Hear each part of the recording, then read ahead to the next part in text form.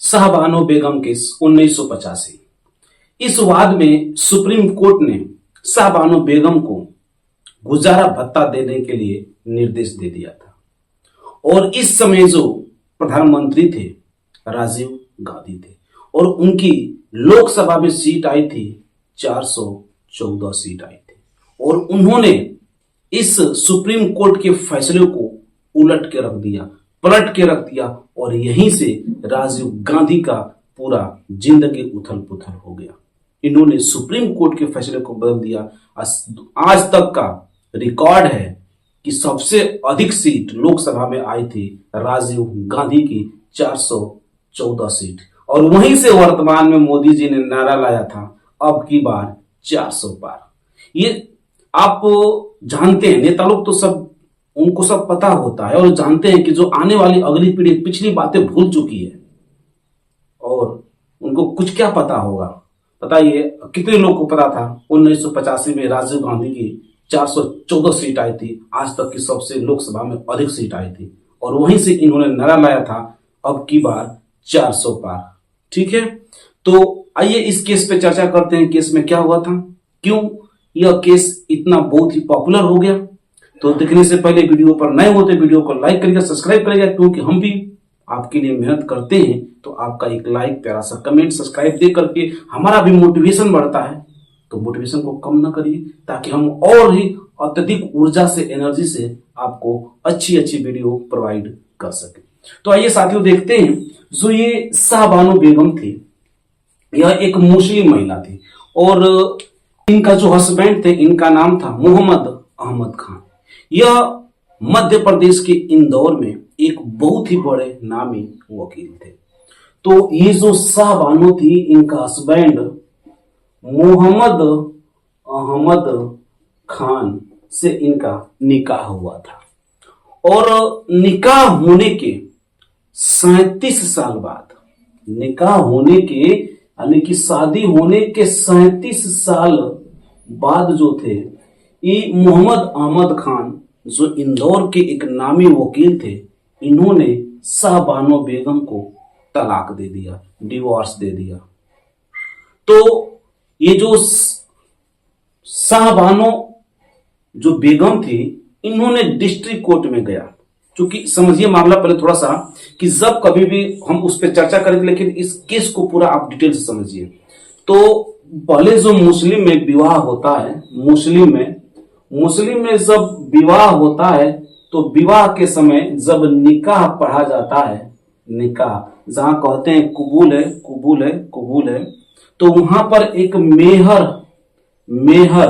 की रकम साइन की जाती है। मेहर की रकम का मतलब कि जो मौलवी साहब होते हैं वो एक दस्तावेज लिए होते हैं, उस पर लिखा होता है, एक तरफ दूल्हा बैठा होता है, एक तरफ दुल्हन बैठी होती है और दूल्हे के सामने उस मेहर को रकम को पढ़ के रख के सुनाते हैं कि एक प्रकार का बॉन्ड होता है कि जब भी तलाक होता है, यदि जब भी लड़का तलाक देता है लड़की को, तो उस बॉन्ड पे जितनी रकम लिखी गई होती है वह रकम उस लड़की को वापस करेगी, ऐसा इस्लाम धर्म में लिखा गया था।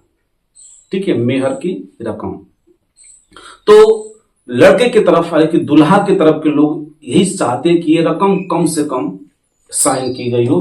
तो आप 1 रुपया भी अपने मन से, वो तो अपने ऊपर होता है, 1 रुपया भी होता है, 1000 भी होता है, 1 लाख भी होता है, 1 करोड़ भी, जितना हो सके। तो लड़के वाले चाहते हैं कि यह मेहर की रकम जो बॉन्ड है इस पर कम से कम लिखी हो और लड़की वाले चाहते हैं कि इस पर अधिक से अधिक लिखी हो, ताकि लड़का कभी तलाक दे तो वह मेहर का रकम उस लड़की को देना पड़े, अर्थात वह लड़का उस लड़की को मेहर की रकम देगा तभी तलाक दे सकता है। बात समझ में आई आपको? तो इन्होंने जब तलाक दिया 37 साल बाद, और उस समय जो शाहबानो थी ये 55 साल की हो गई थी।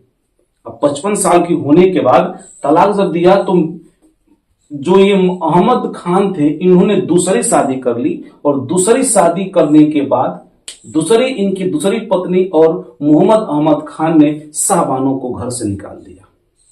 शाहबानो को घर से निकाल दिया। तो जब शाहबानो को घर से निकाल दिया तो बताइए भाई 55 साल की उम्र में कहां जाएंगे, कैसे गुजारा करेंगे। तो इन्होंने इसके मेहर का जो रकम था उस समय, मेहर की रकम 165 रुपया साइन हुई थी, और 165 रुपया मेहर की रकम इन्होंने किसको दे दिया? शाहबानों को दे दिया, और 165 रुपये मेहर की रकम शाहबानों को दे करके इनको घर से निकाल दिया कि जाइए, हम आपको मेहर का रकम दे दिए हैं, अब तलाक तलाक तलाक, और आप हमारे और आपके बीच में कोई संबंध नहीं है। अब सोचिए 55 साल के वर्ष में एक बूढ़ी औरत कहां जाएगी, कैसे अपनी जिंदगी का गुजारा करेगी? तो ये जो शाहबानो थी ये पहुंच गई मध्य प्रदेश अर्थात इंदौर के डिस्ट्रिक्ट कोर्ट में। डिस्ट्रिक्ट कोर्ट में पहुंची।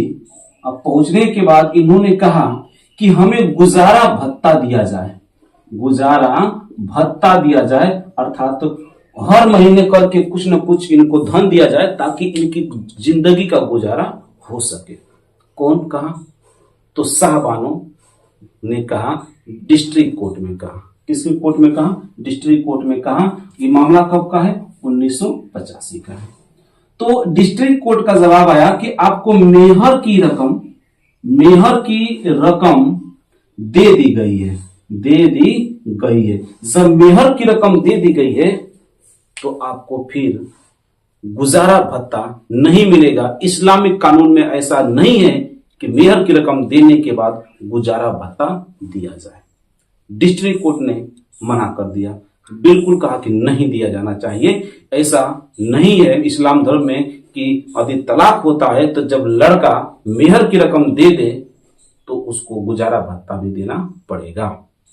फिर ये जो शाहबानो थी इंदौर के हाई कोर्ट में चली गई। हाई कोर्ट में गई और वहां हाई कोर्ट ने इनका सुना, और सुनने के बाद इन्होंने कहा कि आपको गुजारा भत्ता देना पड़ेगा, गुजारा भत्ता देना पड़ेगा। किसे? शाहबानों को। शाहबानों को गुजारा भत्ता देना पड़ेगा, और उसने लगाया था 169 रुपया पर मंथ, 169 रुपया पर मंथ गुजारा भत्ता देना पड़ेगा। तो यूसुफ साहब बिल्कुल बेहतरीन वकील, खतरनाक वकील, जाने माने इंदौर के वकील, पहुंच गए सुप्रीम कोर्ट में। और सुप्रीम कोर्ट में इन्होंने जाकर के मुकदमा फाइल किया कि इस्लाम कानून में, इस्लाम धर्म में ऐसा कहीं नहीं लिखा है कि यदि तलाक जब होता है और लड़का मेहर की रकम लड़की को दे देता है तो फिर उसको अलग से गुजारा भत्ता देना पड़े। जाके फाइल कर दिया। अरे भाई, एक देखे होते कि एक बूढ़ी औरत है, 55 साल की उम्र है, 60 साल की उम्र है लगभग, और इस उम्र में वो कौन से काम करेगी, और इस उम्र में तुम उसको तलाक दे दिए हो, ये भी तो सोचना चाहिए। इंसानियत कुछ निभाए होते, दे दिए होते, क्या फर्क पड़ता है? हमें इतने बड़े वकील थे, पैसे की कोई कमी नहीं थी, लेकिन नहीं। फिर सुप्रीम कोर्ट ने भी अपना फैसला सुनाया कि हमको तुम्हें गुजारा भत्ता देना पड़ेगा, गुजारा भत्ता देना पड़ेगा। तो इस केस का अंतिम निर्णय क्या आया था? तो शाहबानो बेगम केस का अंतिम निर्णय जो सुप्रीम कोर्ट ने सुनाया कि शाहबानो बेगम को गुजारा भत्ता देना पड़ेगा। मतलब कि जो अहमद खान थे, इन्हें ये अहमद खान गुजारा भत्ता देंगे शाहबानो को। और उस समय जो पीएम थे, पीएम राजीव गांधी थे, 414 सीट से जीते थे। जो अब के नारा लेकर आए थे मोदी जी, अब की बार 400 पार, वहीं से नारा को अपनाए थे। ठीक है, बिल्कुल बेहतरीन एकदम सीट लाए थे लोकसभा सीट में। अब क्या हुआ कि एक प्रकार का मुस्लिम समाज में भगदड़ मच गया कि जो सरकार है यह तो मुस्लिम महिलाओं के प्रति ये कर रही है, अर्थात ये मुस्लिम लोगों को, मतलब कि जो कि मुस्लिम कानून में, इस्लामिक धर्म में है ही नहीं, उसको भी अपना रहे हैं। मतलब राजीव गांधी के ऊपर प्रेशर आने लगा, मुस्लिम का प्रेशर बढ़ने लगा। तो इन्होंने सोचा कि मुस्लिम का मेरा बैंक वोट खराब हो जाएगा, और मुस्लिम का बैंक वोट खराब हो जाएगा, इस चीज को लेकर के इन्होंने बहुमत में सीट थी, 414 सीट थी उस समय, बिल्कुल फुल पावर में थे, और सुप्रीम कोर्ट के फैसले को बदल दिया। और जब सुप्रीम कोर्ट के फैसले को बदल दिया तो यहां पर इन्होंने इनकी चली मनमानी, इन्होंने सुप्रीम कोर्ट के फैसले को बदल दिया। तो राजीव गांधी ने सुप्रीम कोर्ट के फैसले को बदल दिया, कहा कि इस्लामिक कानून के यह खिलाफ है, जब मेहर की रकम दे दी गई है तो गुजारा भत्ता नहीं देना पड़ेगा।